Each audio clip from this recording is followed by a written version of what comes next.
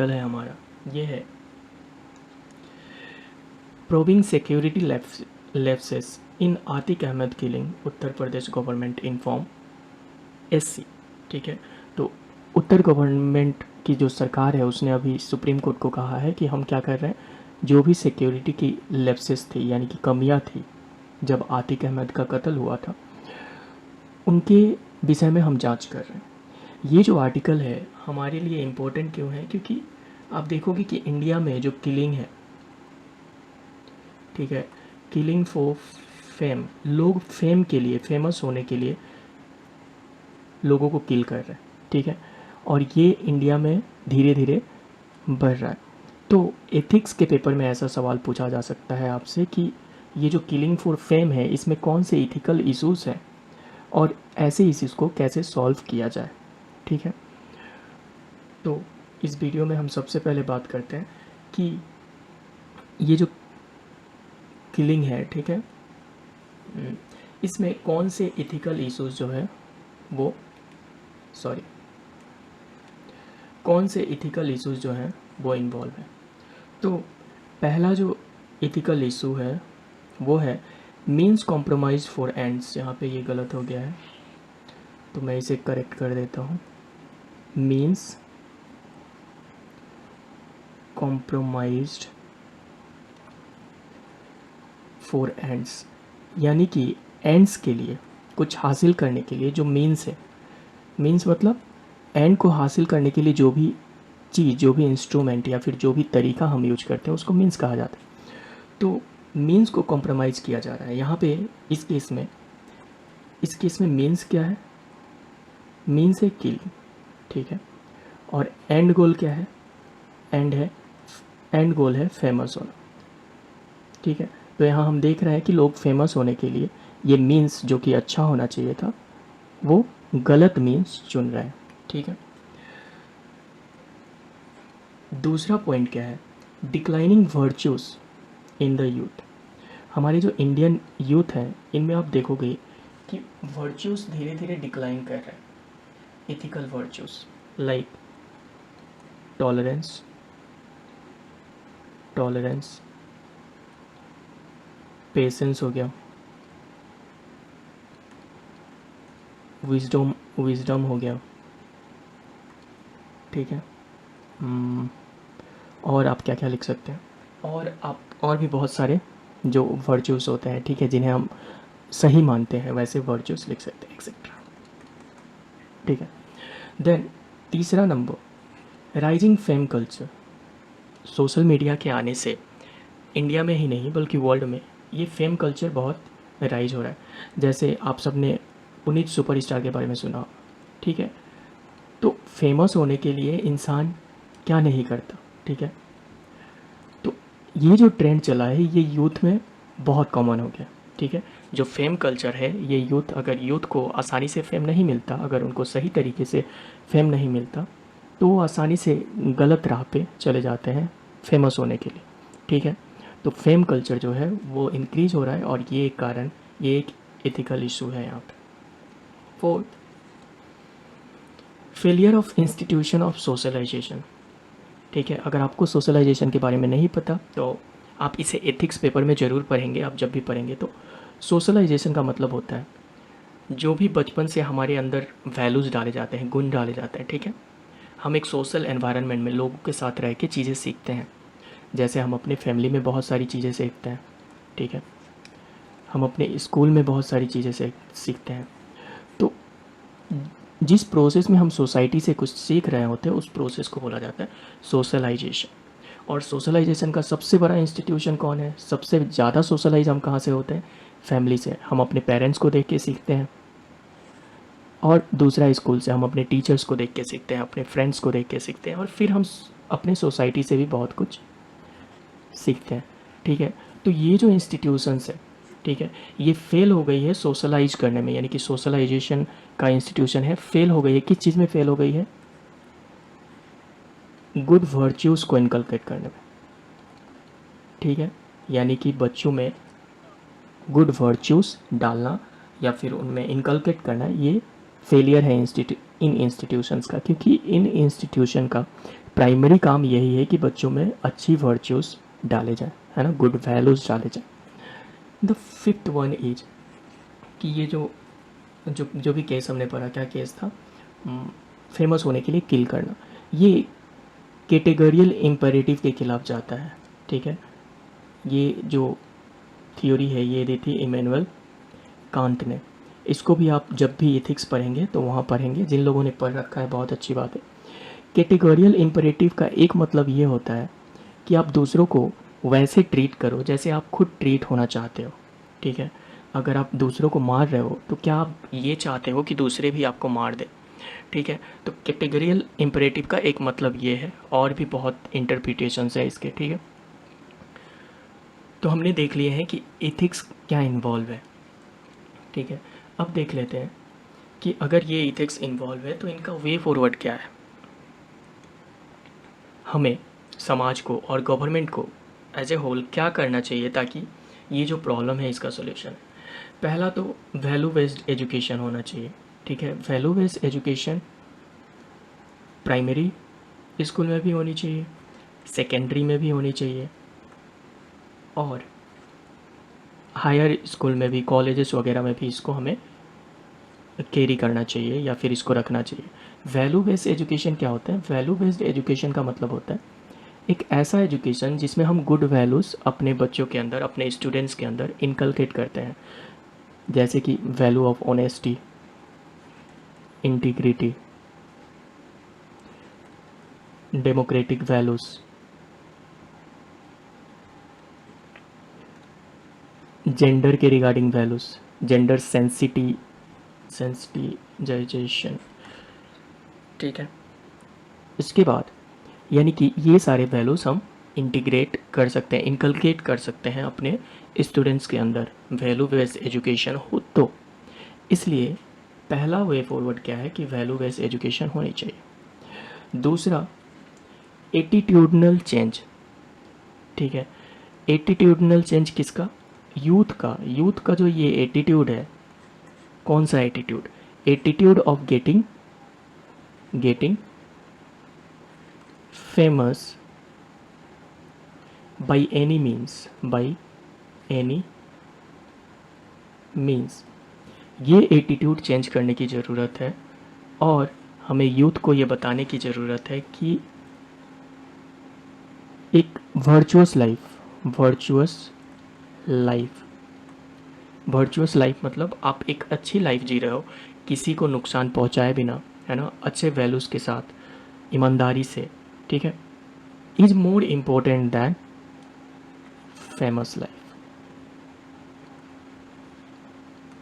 ठीक है। तो ये जो एटीट्यूडनल चेंज है, जहाँ वो फेमस होने को बहुत ज़्यादा इंपॉर्टेंस दे रहे हैं और वर्च्यूज़ को, इंपॉर्टेंट वैल्यूज़ को वो इग्नोर कर रहे हैं, तो ये एटीट्यूडनल चेंज हमें उनमें लाने की ज़रूरत है। और ये एटीट्यूडनल चेंज हम ला कैसे सकते हैं? रोल मॉडलिंग से। अब रोल मॉडलिंग क्या होता है? जैसे मान लीजिए ये एक बच्चा है और ये शाहरुख खान से बहुत इंस्पायर्ड है, ठीक है। तो शाहरुख खान जो बातें बोलेंगे ये बच्चा उनको बहुत अच्छे से फॉलो करेगा। लेकिन आप देखते हो कि शाहरुख खान क्या करते हैं? शाहरुख खान कुछ टोबैको प्रोडक्ट्स हैं उनके एडवर्टाइज करते हैं, है ना, और भी एक्टर एक्ट्रेसेस करते हैं। तो इससे ये बच्चा नेगेटिवली इन्फ्लुएंस हो रहा है, ठीक है। तो हम बोल सकते हैं कि इस बच्चे का जो रोल मॉडल है वो ठीक नहीं है, ठीक है। बच्चे के रोल मॉडल भी अच्छे लोग होने चाहिए, जैसे कि APJ अब्दुल कलाम,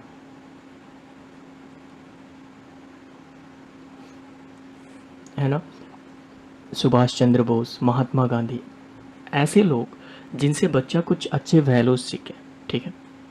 तो इसकी ज़रूरत है। And fourth, create an ethical ecosystem. Ethical ecosystem मतलब कि इकोसिस्टम क्या होता है? अगर एक एनिमल यहाँ पे रह रहा है तो इसके लिए ये जो एनवायरनमेंट है इसका, ठीक है, जिसके साथ ये इंटरेक्ट करता है, जिनके बीच ये रहता है, उसको इकोसिस्टम कहा जाता है। तो एक इंसान के लिए इकोसिस्टम क्या है? उसकी सोसाइटी। तो सोसाइटी में अगर कुछ लोग अनएथिकल चीज़ें कर रहे हैं, ठीक है, अनएथिकल, तो इसे हमें क्रिटिसाइज़ करने की ज़रूरत है, क्रिटिसाइज, ना कि इसे बढ़ावा देने की। फॉर एग्जांपल आप देखोगे कि बहुत सारे लोग ऐसा बोलते हैं कि करप्शन सब कर रहे हैं, तो ये कर रहा है या फिर मेरे रिलेटिव कर रहे हैं या फिर मेरा दोस्त कर रहा है तो कोई बड़ी बात नहीं है। तो इससे क्या होता है, इससे हम जो इकोसिस्टम है उस इकोसिस्टम में हम गलत चीज़ों को क्या करते हैं, गलत चीज़ों को भी बढ़ावा देते हैं ऐसे ही काम करके। तो ऐसा नहीं करना है। अगर कुछ गलत हो रहा है तो हमें उसे क्रिटिसाइज़ करना है, उसके खिलाफ आवाज़ उठाना है, ताकि बच्चे उसे देखें और उससे सीखें कि ये चीज़ें तो गलत है, सोसाइटी में इसको मान्यता नहीं मिलेगी, या फिर अगर मुझे सोसाइटी में रिस्पेक्ट चाहिए तो ऐसा काम मुझे नहीं करना। अब बढ़ते हैं नेक्स्ट आर्टिकल की तरफ। ये है the task of reconstructing India's democratic universe. इस आर्टिकल में आप देखोगे कि जो अपोजिशन है, ठीक है, अपोजिशन जो पार्टी होती है उसका रोल इंडिया में क्या है उसके बारे में बात किया गया है, और अपोजिशन के रोल को कैसे हम, उसका सिग्निफिकेंस क्या है उसके बारे में बताया गया है, और इंडिया में अभी क्या पोजीशन है अपोजिशन की उस बारे में बात हो रही है। तो यहाँ जो आर्टिकल के लेखक है, जो ऑथर है, वो कहना चाहते हैं कि इंडिया में ज़रूरी है कि हम जो डेमोक्रेटिक यूनिवर्स है इसको रिकॉन्स्ट्रक्ट करें, ठीक है। तो इस आर्टिकल में, ये आर्टिकल पेज नंबर 10 पे था हिंदू के, और ये GS2 में बहुत इंपॉर्टेंट हो जाता है क्योंकि GS2 में आपको सारे इंपॉर्टेंट इंस्टीट्यूशंस पढ़ने हैं, इंस्टीट्यूशंस, ठीक है। तो इस आर्टिकल में यहाँ हम सबसे पहले बात करेंगे सिग्निफिकेंस ऑफ ऑपोजिशन, जो कि ऑपोजिशन है इंडिया में, उसका सिग्निफिकेंस क्या है, ठीक है। तो सबसे पहला सिग्निफिकेंस है opposition upholds democratic principles. Opposition जो है वो डेमोक्रेटिक प्रिंसिपल्स को अपहेल्ड करती है। अब डेमोक्रेटिक प्रिंसिपल्स क्या होते हैं? Principles like participation, free and fair election, free and fair election, then accountability of the government,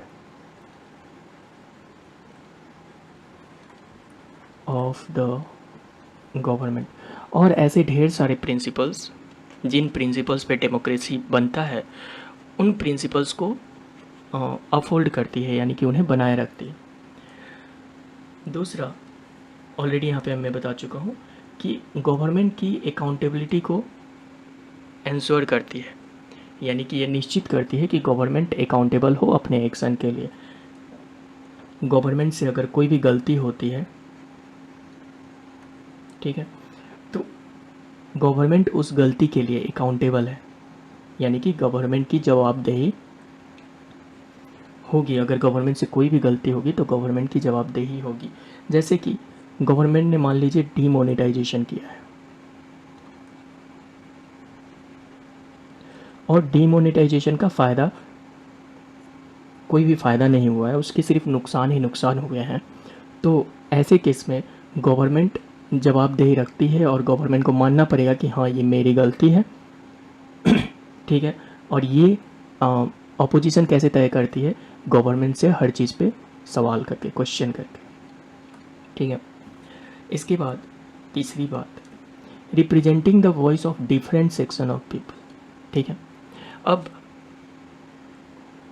जो अपोजिशन है वो अलग अलग प्रकार के, अलग अलग सेक्शन के लोगों की रिप्रेजेंटेशन करती है पार्लियामेंट में। अब ये रिप्रेजेंटेशन ये कैसे करती है वो देखते हैं। तो मान लीजिए कि एक स्टूडेंट डिमांड कर रहे हैं कि इंडिया में जॉब्स होने चाहिए, या फिर कुछ एग्ज़ाम हो रहे हैं तो उनके रिज़ल्ट टाइम पे आने चाहिए, ठीक है। तो अब जो ये स्टूडेंट डिमांड कर रहे हैं, ये स्टूडेंट जाके पार्लियामेंट में, स्टूडेंट डिमांड, अब ये स्टूडेंट जाके पार्लियामेंट में तो नहीं बोल सकते हैं ना, ये ट्विटर पे बोल सकते हैं, ये न्यूज़ चैनल में बोल सकते हैं, बट पार्लियामेंट में इनकी बात को कौन रखेगा? तो इनकी बात को रखेगा ऑपोजिशन, ठीक है। ऑपोजिशन पार्लियामेंट में स्टूडेंट की बात को रखेगा। ऐसे ही जैसे कि फार्मर प्रोटेस्ट हुआ था, ठीक है, तो फार्मर प्रोटेस्ट कर सकते हैं बट उनकी बात को पार्लियामेंट में कौन रखेगा? ऑपोजिशन रखेगा। सरकार के खिलाफ आवाज़ पार्लियामेंट में कौन उठाएगा? ऑपोजिशन उठाएगा, ठीक है। तो ऐसे ऑपोजिशन दूसरे के वॉइस को रिप्रेजेंट करता है। नंबर 4, रोल इन लेजिस्लेशन, ठीक है। लेजिस्लेशन में भी ऑपोजिशन का रोल होता है। जैसे कि मान लीजिए कि हम बात कर रहे हैं लोकसभा की, तो लोकसभा में 545 मेंबर्स है टोटल। इनमें से कुछ बीजेपी के होंगे और कुछ जो होंगे कांग्रेस के होंगे और कुछ बाकी ऑपोजिशन के भी होंगे। तो इन 545 में से जब भी कोई कानून बनता है तो 545 का हमें 545 लोग वोट देंगे। तो इस वोट देने के प्रोसेस में बीजेपी के भी मेंबर वोट देंगे और कांग्रेस के भी मेंबर वोट देंगे। तो लेजिस्लेशन में भी ये रोल प्ले करते हैं। उसके बाद इसके अलावा जो ऑपोजिशन होता है जैसे कांग्रेस, ये भी कुछ बिल डिज़ाइन कर सकते हैं। मान लीजिए कि कांग्रेस के कोई नेता है जैसे शशि थरूर जी हैं, उन्होंने वो चाहते हैं कि कोई बिल आए जिससे स्टूडेंट को ज़्यादा एम्प्लॉयमेंट मिले, तो वो एक बिल डिज़ाइन करेंगे, ठीक है। और ऐसे बिल को अगर कोई ऑपोजिशन का नेता बिल डिज़ाइन करता है तो ऐसे बिल को हम बोलते हैं प्राइवेट मेंबर बिल। तो प्राइवेट मेंबर बिल के थ्रू भी वो पार्टिसिपेट कर सकते हैं। प्राइवेट मेंबर बिल जो होता है वो सिर्फ ऑपोजिशन ही नहीं बल्कि बीजेपी के भी नेता पास कर सकते हैं, ठीक है। ये आपको डिटेल में मैं अभी नहीं समझा रहा हूँ क्योंकि आपको पता होगा इतना कि प्राइवेट मेंबर बिल क्या होता है। एक्चुअली में प्राइवेट मेंबर बिल होता है ऐसा बिल जिसे किसी मिनिस्टर ने पास नहीं किया। अब मिनिस्टर कौन होता है? मिनिस्टर और एमपी में फ़र्क होता है। एमपी तो 545 होता है, ठीक है, लेकिन इसमें से सिर्फ 15% को ही मिनिस्टर बनाया जाता है। जैसे होम मिनिस्टर हो गया, रेलवे मिनिस्टर हो गया, हेल्थ मिनिस्टर हो गया। तो अगर ये जो मिनिस्टर्स हैं इनमें से कोई भी बिल पास करता है, ठीक है, बिल बनाता है, तो वैसे बिल को हम पब्लिक बिल कहते हैं। बट अगर ये लोग नहीं बना रहे हैं तो उनके अलावा कोई बना रहा है, जैसे ये जो मिनिस्टर्स हैं बाकी बचे हुए सॉरी, इनमें से 15% तो मिनिस्टर बन गए और बाकी जो बचे हुए एमपी है, अगर इनमें से कोई भी बिल बनाता है तो उसे हम प्राइवेट मेंबर बिल कहते हैं। Number 5, parliamentary committees. अब यहाँ मैंने बताया था कि 545 मेंबर कुछ बीजेपी के कुछ कांग्रेस के। तो जब भी पार्लियामेंट में कमेटी बनेगी, अब पार्लियामेंट में कमेटी क्यों बनती है?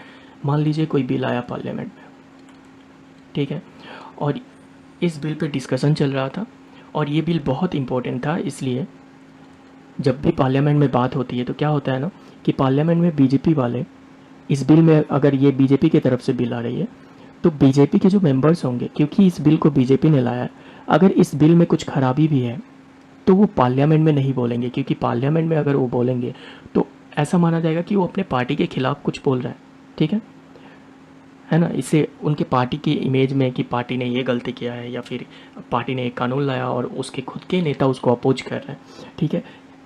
इसलिए यहाँ बीजेपी के लोग बीजेपी के बिल का समर्थन करेंगे और कांग्रेस के मेंबर जो होंगे वो बिल अगर अच्छा भी है तो भी ये उसका विरोध करेंगे, क्योंकि ये ऑपोजिशन में है, इनका तो काम है विरोध करना, है ना।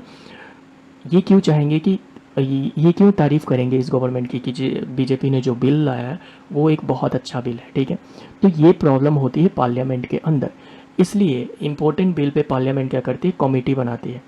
कमेटी में बीजेपी के भी मेंबर्स होते हैं, कांग्रेस के भी मेंबर होते हैं, लेकिन वहाँ पे ये मेंबर्स उस बिल को डिस्कस करते हैं बेस्ड ऑन मेरिट कि बिल में क्या अच्छी बात है और क्या बुरी बात है। वो इस चीज़ को भूल जाते हैं कि हम किस पार्टी के हैं और उनका ध्यान सिर्फ इस चीज़ पे रहता है, क्योंकि उसका कोई रिकॉर्डिंग नहीं होता है ना, और उसका कोई रिकॉर्डिंग पब्लिश भी नहीं होता।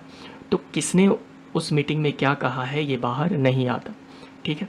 तो पार्लियामेंट्री कमेटी के थ्रू भी ये बिल बनाने में मदद करते हैं और ऑपोजिशन का उसमें इम्पोर्टेंस है। Number 6, ensure competitive political environment. अब मान लीजिए जैसे चाइना है, ठीक है, तो चाइना में जो है कम्युनिस्ट पार्टी ऑफ चाइना है, यही इलेक्शन हर बार लड़ती है और यही जीतती है। तो यहाँ कोई कंपटीशन है क्या? कंपटीशन यहाँ पे नहीं है। यानी कि अगर ऑपोजिशन पार्टी होती है तो उस जगह पे कॉम्पिटिटिव एनवायरनमेंट बना रहता है। समझ में आया आपको?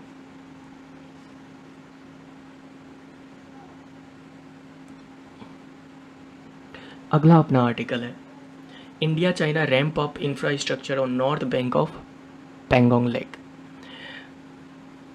आप अगर न्यूज़ को फॉलो कर रहे हो तो आप देख रहे होगे कि पिछले 2-3 सालों से इंडिया और चाइना दोनों ही अपना इंफ्रास्ट्रक्चर, ठीक है, इंडिया चाइना बॉर्डर पे बहुत बढ़ा रहे हैं।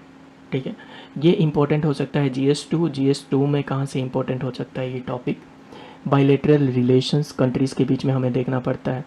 उसके बाद इंडिया एंड इट्स नेबर,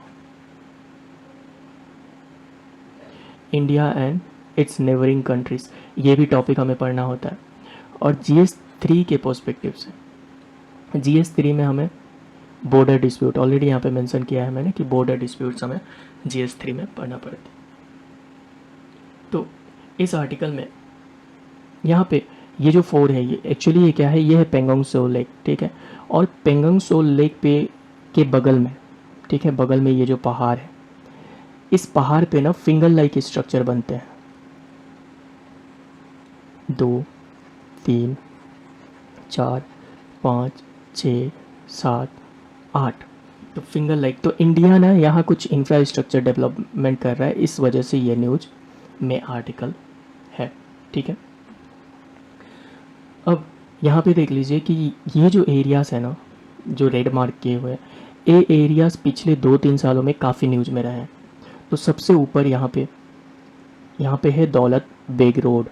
उसके बाद दौलत बेग रोड के नीचे आप देखेंगे देपसांग प्लेन, फिर देपसांग प्लेन के नीचे है गलवान वैली। गलवान वैली से अगर नीचे आते हो आप तो यहाँ पे आपको मिलेगा हॉट स्प्रिंग, फिर यहाँ पे आपको मिलेगा नॉर्थन बैंक ऑफ पेंगोंग सो, ठीक है। और यहीं पे वो डेवलपमेंट हो रही है, नॉर्थन बैंक ऑफ पेंगोंग सो। यहाँ पे आप देखोगे चाइना भी इंफ्रास्ट्रक्चर बूस्ट करने की कोशिश कर रहा है और इंडिया भी इंफ्रास्ट्रक्चर बूस्ट करने की कोशिश कर रहा है। और ये है साउथर्न बैंक ऑफ पेंगोंग सो,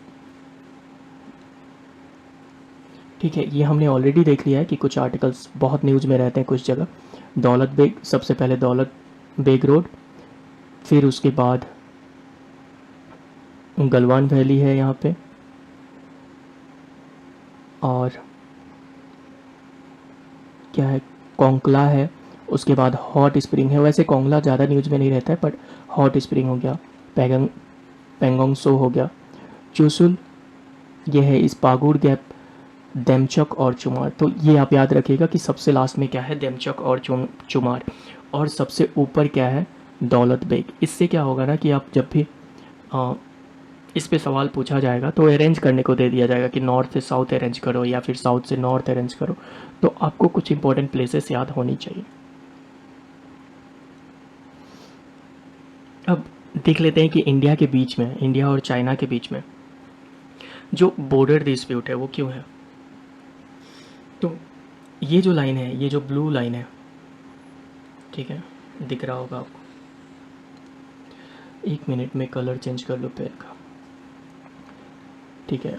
ये जो ब्लू लाइन है, ठीक है, ये लाइन है जॉनसन लाइन, और इस जॉनसन लाइन को इंडिया बोलता है कि ये है इंडिया और चाइना के बीच का बॉर्डर, ठीक है। दूसरी लाइन जो है वो है यहाँ पे,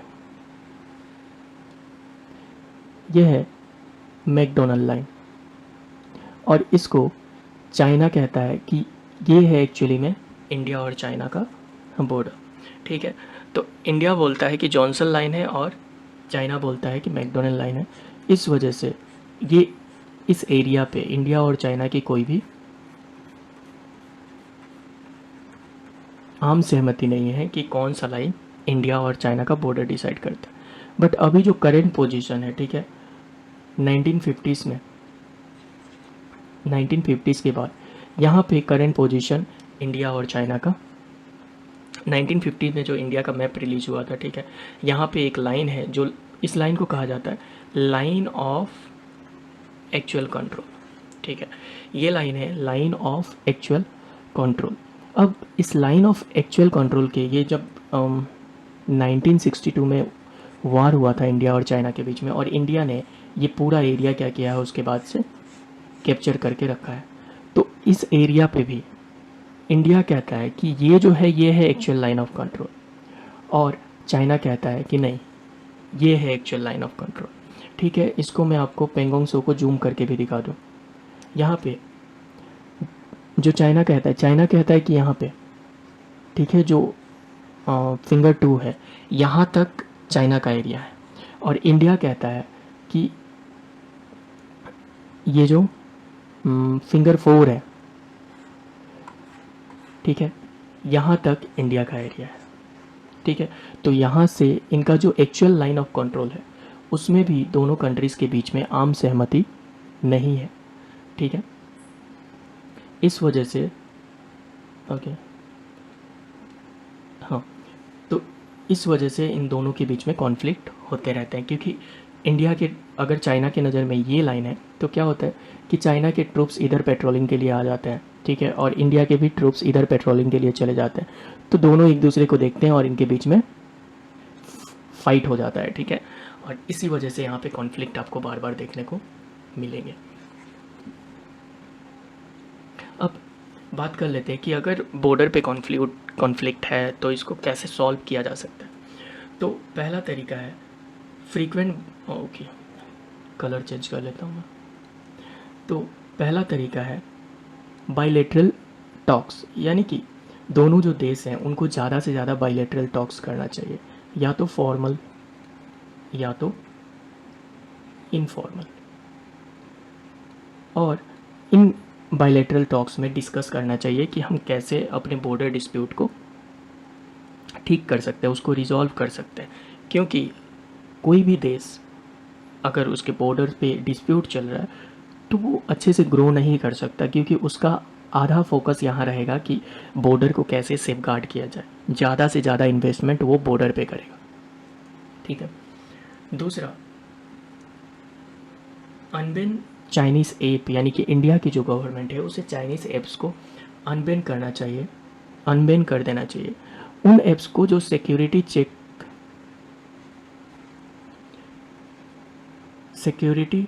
चेक टेस्ट वगैरह पास कर जाती हैं, यानी कि जिन पे कोई जो ऐप्स हैं वो कोई भी इंडिया से डाटा इधर उधर नहीं कर रही है, ऐसा कोई टेस्ट डिज़ाइन कर सकते हैं इंडिया वाले, और उनके जो ऐप जो हैं, जो भी एक चाइनीज़ ऐप इस सिक्योरिटी चेक टेस्ट को पास कर लेते हैं उनको अनबैन कर देना चाहिए। और चाइना में भी कुछ इंडिया के जो गुड्स हैं, ठीक है, इंडियन गुड्स जो हैं वो बैन है, ठीक है, उनका इंपोर्ट करना वहाँ पे अलाउ नहीं है। तो वैसे गुड्स को, कुछ फार्मास्यूटिकल प्रोडक्ट्स हो गए, फार्मास्यूटिकल्स, तो वैसे गुड्स को भी चाइना को भी अनबैन कर देना चाहिए। इन दोनों कंट्रीज़ को इकोनॉमिक टाइज आपस में स्ट्रेंथन करनी चाहिए।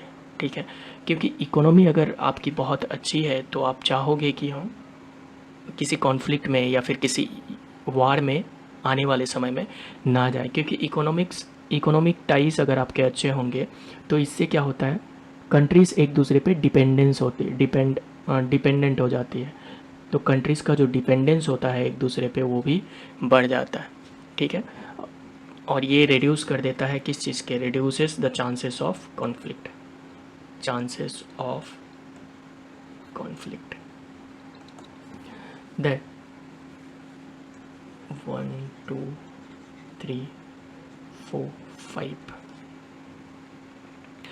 अगला वे फॉरवर्ड है कि इंडिया का जो थिंक टैंक है, जैसे नीति आयोग है और भी थिंक टैंक्स होंगे इंडिया के, ठीक है, तो उन थिंक टैंक्स में इंटरनेशनल रिलेशन एक्सपर्ट्स को भी रखना चाहिए, ताकि वो इंटरनेशनल रिलेशन से जुड़े सजेशंस दे सके कि गवर्नमेंट को कैसे डील करना चाहिए, गवर्नमेंट को कैसे काम करना चाहिए। ठीक है, तो इससे क्या होगा कि एक्सपर्ट्स एक्चुअली जानते हैं कि इंटरनेशनल रिलेशन या फिर फॉरेन पॉलिसी कैसे काम करती है, तो इनको इंडिया के थिंक टैंक में शामिल करना चाहिए। और उसके बाद आखिरी पॉइंट है कि इन दोनों कंट्रीज़ को कॉमन फोरम्स, जैसे कि संघाई कोऑपरेशन ऑर्गेनाइजेशन हो गया, फिर एशियान हो गया, प्लस और भी क्या है, एक IRC था, IRC इंडिया रसिया चाइना का फोरम है ये। फिर और भी ऐसे बहुत सारे फोरम्स होंगे जहाँ पे इंडिया और चाइना साथ में मिलके काम कर रहे हैं, ठीक है। तो ऐसे फोरम्स का यूज करके अपने रिलेशंस को दोनों कंट्री बेटर कर सकते हैं। आगे बढ़ते हैं, ये हमारा आखिरी आर्टिकल है आज का, ठीक है। ये है the master plan and the slave, ठीक है। यहाँ पे बात किया गया है अर्बनाइजेशन के बारे में, ठीक है, अर्बनाइजेशन के बारे में और कैसे अर्बनाइजेशन से प्रॉब्लम आती है, ठीक है। अर्बनाइजेशन से क्या क्या प्रॉब्लम होते हैं और उस प्रॉब्लम से डील करने के लिए हमें क्या करना चाहिए और मास्टर प्लान कैसे इस चीज़ को ठीक कर सकता है। ये GS1 के पर्सपेक्टिव से बहुत इंपॉर्टेंट है। GS1 में इंडियन सोसाइटी के सब टॉपिक में आपको मिल जाएगा अर्बनाइजेशन, ठीक है, और इसलिए ये आर्टिकल बहुत इम्पोर्टेंट है। मास्टर प्लानिंग क्या होती है? मास्टर प्लानिंग है गवर्नेंस का एक इंस्ट्रूमेंट, यानी कि एक ऐसी चीज़ जिससे गवर्नेंस की जाती है, ठीक है, जिसके मदद से गवर्नेंस की जाती है। अब गवर्नेंस क्या होता है? अगर सिंपल टर्म में मैं आपको समझाने की कोशिश करूं तो गवर्नमेंट जैसे चलाई जाती है, ठीक है, गवर्नमेंट कैसे चलाई जाती है उस चीज़ को हम बोलते हैं गवर्नेंस। गवर्नमेंट का जो भी काम होता है वो काम कैसे किया जाता है उसी चीज़ को कहते हैं गवर्नेंस। मास्टर प्लानिंग मैंने बात कर ली। उसके बाद ये एक स्टेटूटरी प्लानिंग डॉक्यूमेंट है, यानी कि प्लानिंग डॉक्यूमेंट तो है, प्लानिंग डॉक्यूमेंट मतलब एक ऐसा डॉक्यूमेंट जिनमें प्लान्स है किसी चीज़ के रिगार्डिंग, ठीक है, एक ऐसा डॉक्यूमेंट जिनमें प्लान्स है किसी चीज़ के रिगार्डिंग। बट स्टेटूटरी का मतलब क्या हुआ कि ये जो डॉक्यूमेंट बनाया गया है ये किसी कानून के बेसिस पे बनाया गया है। जो मास्टर प्लानिंग होती है वो लॉन्ग टर्म होती है, क्योंकि आप मास्टर प्लान कर रहे हो, आप हर चीज़ को लेके एक मास्टर प्लान बना रहे हो, तो वो शॉर्ट टर्म नहीं हो सकता, वो लॉन्ग टर्म होती है। इसमें एनालिसिस प्लस रिकमेंडेशन होती है, यानी कि जब भी आप मास्टर प्लान बना रहे हो तो आप पहले बहुत सारे डेटा को एनालाइज करोगे, है ना, कि किस एरिया में पॉपुलेशन क्या है, वहाँ का ग्राउंड वाटर लेवल क्या है, वहाँ रोड्स कैसे बन सकते हैं, ठीक है, वहाँ बिल्डिंग्स कैसी बन सकती है एंड सो ऑन। बहुत सारे डेटा को आप क्या करोगे, कैटेगराइज करोगे, उसको एनालाइज करोगे, और उसके बाद इस डेटा के बाद आप जब समझ जाओगे कि उस एरिया में क्या क्या किया जा सकता है बेस्ड ऑन डेटा, तो आप रिकमेंड करोगे गवर्नमेंट को कि आपको ये काम करना चाहिए। तो ये होता है मास्टर प्लानिंग। इसकी सिग्निफिकेंस क्या है? पहला तो ये किसी भी सिटी के ग्रोथ और डेवलपमेंट में मदद करता है, ठीक है। अगर आप एक मास्टर प्लान बना रहे हो, ठीक है, मास्टर प्लान बना रहे हो तो ये किस चीज़ से डील करेगा? एक शहर के इंफ्रास्ट्रक्चर से डील करेगा, उस शहर में बिल्डिंग्स कैसी होगी उससे डील करेगा, उस शहर में ड्रेनेज सिस्टम, इंफ्रास्ट्रक्चर में तो ड्रेनेज आ ही जाएगा, कम्युनिकेशन कैसा होगा, कम्युनिकेशन, उसके बाद वहाँ ट्रांसपोर्टेशन सिस्टम कैसा होगा, हर चीज़, यानी कि मास्टर प्लान है तो ये तो सिटी के हर एस्पेक्ट से डील करेगा। तो इससे क्या होता है, सिटी का ग्रोथ और डेवलपमेंट होता है। बट ये growth and development data based होता है, ठीक है, रैंडम ग्रोथ एंड डेवलपमेंट नहीं है। रैंडम ग्रोथ एंड डेवलपमेंट में एक प्रॉब्लम आती है कि मान लीजिए कि आपने एक शहर डिज़ाइन किया, ये दिल्ली का शहर है, ठीक है। अब इस दिल्ली के शहर में क्या है कि आपने रास्ते बना दिए, और रास्ते बना देने के बाद आपको याद आया कि इस रास्ते की खुदाई भी करनी है, ठीक है, क्योंकि ड्रेनेज भी यहाँ पे होना चाहिए। तो ऐसी सारी चीज़ें आप तब गलती नहीं करोगे जब आपके पास ऑलरेडी एक मास्टर प्लान होगा, ठीक है। तो पहला है ग्रोथ और डेवलपमेंट। दूसरा एफिशिएंट लैंड यूटिलाइजेशन, जो लैंड है उसका एफिशिएंट यूटिलाइजेशन होगा। कैसे होगा वो मैं बता दे रहा हूँ। एफिशिएंट लैंड यूटिलाइजेशन को यही बना लेते हैं। मान लीजिए कि ये छोटा सा लैंड है, अब इस पे एक इंसान आया, उसने यहाँ घर बना लिया, दूसरा इंसान आया, उसने यहाँ पे घर बना लिया, ज़मीन खरीद के ही सही, तीसरा आया यहाँ पे घर बना लिया, ठीक है, चौथा आया यहाँ पे बना लिया, पांचवा आया यहाँ पे घर बना लिया, छठा आया यहाँ पे घर बना लिया, और ये मान लो ये भी बन जाएगा। बट ये जो छोटे छोटे स्पेसेस आपको खाली दिख रहे हैं ये वाले, ठीक है, सबने अपना कुछ कुछ गेप दे के मकान बना लिया, तो ये छोटे छोटे स्पेसेस खाली नहीं रहेंगे, फिर इसमें आने जाने का रास्ता, ठीक है, वो अच्छा नहीं होगा। तो कहीं पे गलियाँ बहुत पतली होंगी, कहीं पे बहुत मोटी होंगी, तो एफिशिएंट लैंड यूटिलाइजेशन नहीं होगा। ठीक है, इसी चीज़ को हम देखें कि जब हमने मास्टर प्लान बनाया, हमने प्लान बनाया है कि इस रोड पे हम बीच से ऐसे रास्ता पहले निकालेंगे, फिर इधर से रास्ता निकालेंगे, और ये सब एरिया होगा प्लॉटिंग के हाउसेस के लिए। ठीक है, तो आपको यहाँ पे एकदम प्रॉपर रोड्स भी मिल जाएंगे और प्रॉपर तरीके से हर एक फैसिलिटी भी मिल जाएगी, क्योंकि आपने पहले से प्लान कर रखा है कि ये फैसिलिटीज़ इस तरीके से हम लगाएंगे। ठीक है, तो लैंड यूटिलाइजेशन भी बेटर होता है। Third, better infrastructure. ऑलरेडी हम पहले वाले में बात कर चुके हैं, जब भी हम मास्टर प्लान बनाएंगे, ठीक है, तो उसमें इंफ्रास्ट्रक्चर भी एक कंपोनेंट होगा। तो इससे क्या होगा, किसी भी शहर का, किसी भी म्यूनिसिपैलिटी का जो इंफ्रास्ट्रक्चर होगा वो बूम करेगा। चौथा, एनवायरनमेंट सस्टेनेबिलिटी। एनवायरनमेंट सस्टेनेबिलिटी यानी कि हमारा जो एनवायरनमेंट है वो लॉन्ग टर्म तक हम उसको नुकसान नहीं पहुंचाएंगे, इसको हम बोलते हैं एनवायरनमेंट सस्टेनेबिलिटी। अब एनवायरनमेंट सस्टेनेबिलिटी का मास्टर प्लान से क्या लिंक है? तो मान लीजिए कि आपने किसी को बैठाया है, मिस्टर एक्स है, मिस्टर एक्स है, इनको क्या करना है, मास्टर प्लान बनाना है। अब ये जब मास्टर प्लान बनाएंगे, तो मान लीजिए कि ये मास्टर प्लान बना रहे हैं सिटी में, जो है सिटी में क्या बोलते हैं, सिटी में ट्रांसपोर्टेशन के रिगार्डिंग। तो ये जब ये मास्टर प्लान बना रहे होंगे तो इस पे डिस्कशन चलेगा, और इस डिस्कशन में, ठीक है, ये भी सामने निकल के आएगा कि अगर हम पेट्रोल और डीजल व्हीकल को बहुत ज़्यादा यूज करते हैं तो उससे क्या होगा, उससे पॉल्यूशन होगा। इसलिए हमें पॉल्यूशन होगा तो एनवायरनमेंट हमारा पॉल्यूट होगा, है ना। इसलिए वो कोशिश करेंगे कि ये जो ट्रांसपोर्टेशन हो वो क्या हो, वो इलेक्ट्रिकल व्हीकल बेस्ड हो। जब भी हम प्लानिंग करते हैं तो जो सारे जो प्रॉब्लम आने वाले हैं उसको हम कंसीडर करते हैं, तो इससे क्या होगा, इकोनॉमिक सस्टेनेबिलिटी भी होगी। Number 5, disaster resilience. Disaster resilience कैसे होगा, जब भी आप मास्टर प्लान बनाओगे तो उस मास्टर प्लान में जो बिल्डिंग कोड होता है, ठीक है, कि बिल्डिंग कैसी होनी चाहिए, बिल्डिंग के स्टैंडर्ड्स क्या होने चाहिए, ठीक है। उसके बाद जैसे फ्लड प्रोन एरिया में आप बना रहे हो, तो फ्लड प्रोन एरिया में जो गाइडलाइंस होती है, फ्लड प्रोन गाइडलाइंस, कि फ्लड प्रोन एरिया में यहाँ पे किस एरिया में आप कितने फ्लोर तक हाउसेस बना सकते हो, किस एरिया में आपको हाउसेस बनानी चाहिए, किस एरिया में नहीं बनानी चाहिए। फिर फ्लड की तो गाइडलाइन छोड़ दो, अर्थक्वेक गाइडलाइंस, ठीक है, आपको हाउस को कैसे डिज़ाइन करना चाहिए कि हाँ अर्थक्वेक भी अगर आए तो आपका हाउस सेफ रहे। ठीक है, तो ये सब गाइडलाइंस जब भी आप प्लानिंग करोगे, तो मान लीजिए आप एक अर्थ क्विक एरिया में प्लानिंग कर रहे हैं उसके डेवलपमेंट के लिए, तो आप उसके बिल्डिंग गाइडलाइंस में अर्थक्वेक गाइडलाइंस को इंक्लूड करेंगे ना, और इससे वो एरिया जो होगा वो डिसास्टर रेजिलियंस होगा, यानी कि डिसास्टर आएगा भी तो वहाँ कम से कम नुकसान पहुँचाएगा। ठीक है, social equity is the last significance, not the last, मतलब वी आर कवरिंग दिस, और भी बहुत सारे बेनिफिट्स इसके हो सकते हैं। तो सोशल इक्विटी यानी कि समानता, समाज में जो समानता है वह कैसे लाएगा ये जब भी आप क्या बोलते हैं,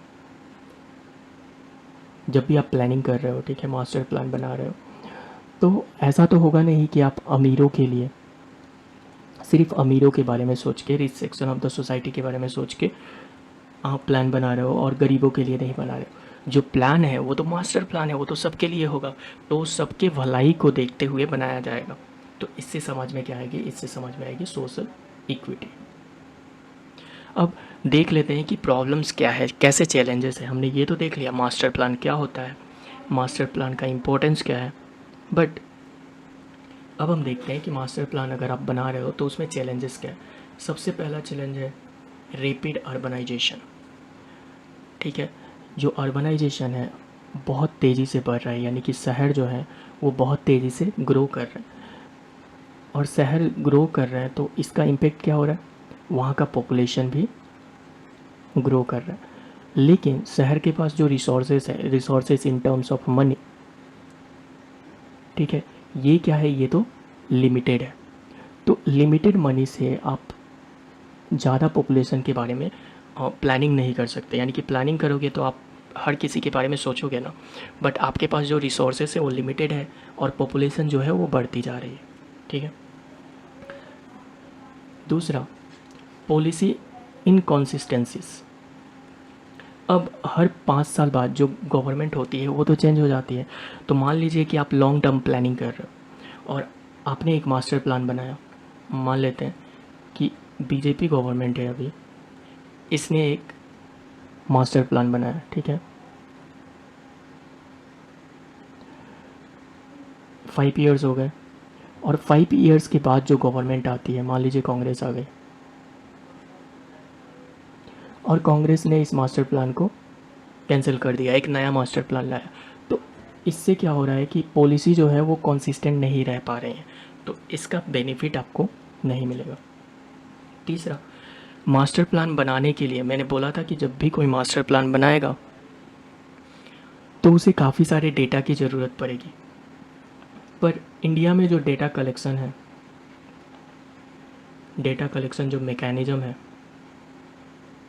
वो बहुत वीक है। यानी कि कोई भी हम ऐसी डेटा कलेक्ट नहीं करते हैं, या फिर जैसी डेटा हमें ज़रूरत है वैसी डेटा हम बिल्कुल भी कलेक्ट नहीं करते। चौथा, इनफॉर्मल सेटलमेंट इन स्लम्स। ठीक है। तो शहर में आप देखोगे कि शहर में लोग जहाँ भी जगह मिल रहा है उन्हें वहाँ पे जाके बस जा रहे हैं और वहाँ की लिविंग कंडीशंस बहुत ही ख़राब है। तो अगर आप मास्टर प्लान बना रहे हो तो इन जगह की जो लिविंग कंडीशंस है इनको आपको ठीक करना पड़ेगा, है ना। और ये ठीक करना अपने आप में एक चैलेंज है, क्योंकि ये जो लोग सेटल हो चुके हैं इस जगह पे बिल्कुल भी प्लानिंग नहीं हुई थी। लोग जहाँ भी प्लॉट मिल रहा है वहीं पे घर बना रहे हैं। यहाँ ड्रेनेज सिस्टम अच्छा नहीं है, यहाँ वाटर की सप्लाई अच्छी नहीं है, यहाँ पे जो प्लॉटिंग है वो अच्छे से नहीं हुई है, ठीक है। तो ये अपने आप में एक चैलेंज बन जाता है प्लानिंग के लिए। फिर एनवायरमेंटल कॉन्सर्न। एनवायरमेंटल कॉन्सर्न क्यों? क्योंकि जब भी आप डेवलपमेंट की बात करोगे, ठीक है, डेवलपमेंट और एनवायरनमेंट, ठीक है, ये दोनों इन्वर्सली प्रोपोर्शनल होते हैं।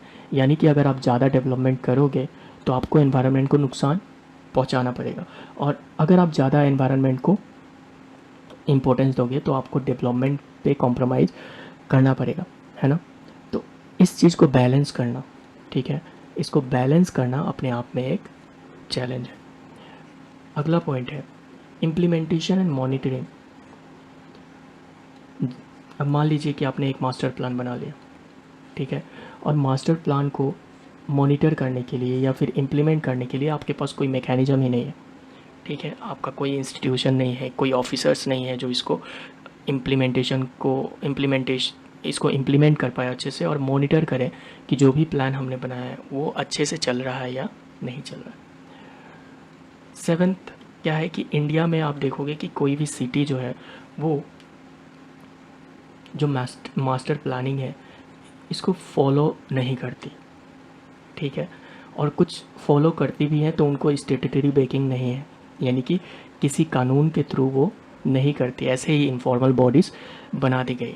इसका मतलब क्या है कि इंडिया में इस चीज़ को लेके एक्सपीरियंस भी कम है। तो इंडिया जब भी ऐसी चीज़ करेगी, इंडिया में जब भी ऐसा कुछ चीज़ होगा तो वो नया होगा इंडिया के लिए, ठीक है। और नया काम अपने आप में चैलेंजिंग होता है।